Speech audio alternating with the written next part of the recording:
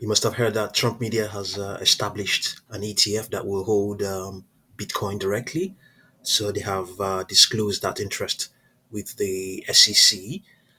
But regardless of all of that, yesterday's trading session, the stock lost around 8%. It has recovered somewhat, so the loss is now 6.08%. The pre-market session hasn't opened yet, so we're still looking at the data from post trading session, and indeed also the session of regular session of yesterday. So yeah, that's it's pulled back somewhat, and having a look at its daily chart. This is its 4-hour chart, which is the only chart that has registered that slight recovery. We have that we may see a neutral sideways contraction, and after that we may see a decline.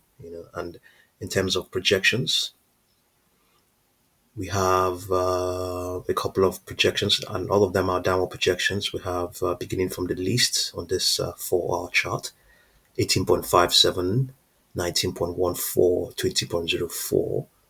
But not very long ago, as far back, not that far back, as of Monday, we had some upper projections here. We had 28.86, even going all the way back to, if you like, 7th of May. We had upper projections. Now we have the topmost of them all. That is 7.64, 35.54, that is 2.16, uh, 21.90, 20.37, then down projection 19.4, 19.42. Let's have a look at its 3-hour chart.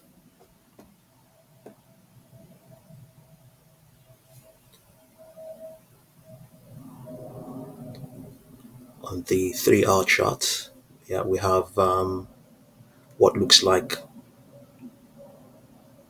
well, if you to sum it up, an extrapolation, sorry, to sum up the extrapolation, it's more of ultimately all the way towards Thursday the 12th. So ultimately, we're looking at the prospects of a contraction, a slightly more accumulative contraction based on what's been extrapolated on this 3-hour chart. But in terms of projections, what do we have? We have, let's see what we have. We have, here it's more ambitious. Yes, we have upper projections: 27.80, 30.80, 32.65.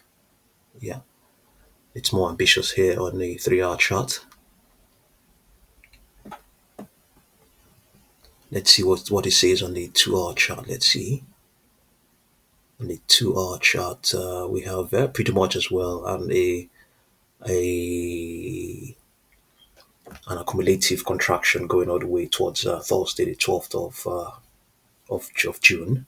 In terms of projections, as things stand right now, we have a downward projection of 19.75, but not very long ago, just during yesterday's trading session, we had this is still within this is okay. Well, just within the same trading session of yesterday, we had projections going all the way towards 20.79, but that's really not a lot. Yeah, as far back as Friday the 30th of that's exactly last week, we had 28.64 upper projections. The projections that are not in play at the moment may become in play with time. They may prove to be resistances or supports, as the case may be. Yeah, so on the 1-hour chart, it's clearly distributive contraction all the way towards Monday the 9th. That's as far. That's the furthest our projection for the extrapolation goes. We just set it that way, just 30 bars over the next 30 hours. So we have 20.44. It's a downward projection from current levels. Yeah, but let's see now. What do we have here? As far back as Wednesday the 28th, exactly 1 week ago, we had 29.09, 28.84, 31.24, 32.73.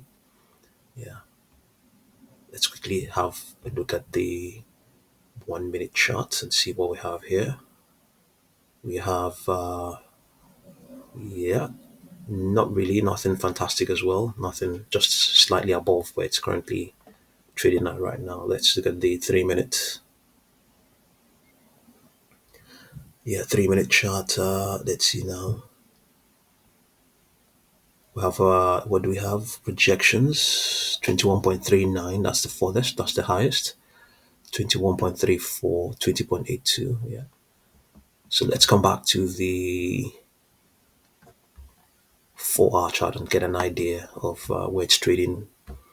Okay, we're here right now. Let's see, it's back into its price channel. The pre-market session might, okay, I think has resumed now. You can see now. It's now, yeah, the loss is now, it's changed altogether, totally changed now. So it's lost 20, it's lost $0.08. So the market pre-market session has just resumed. Okay, so let's get an idea of where it's trading within its market grid. Let's apply that grid.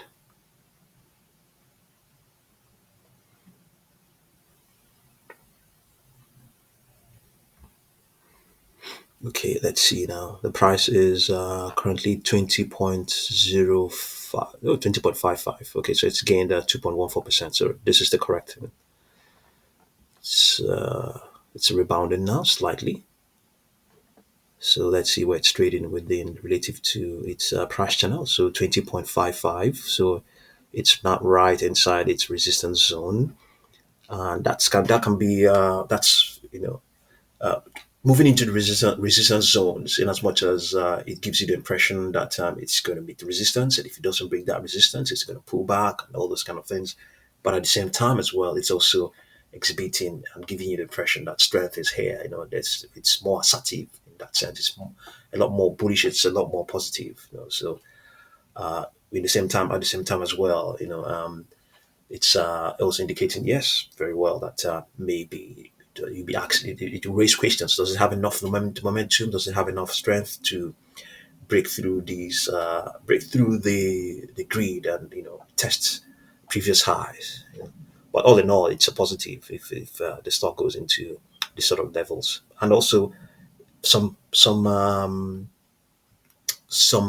market participants might deem it a good buying opportunity because it's encouraging, so as against dipping into the lows of the support region and all that.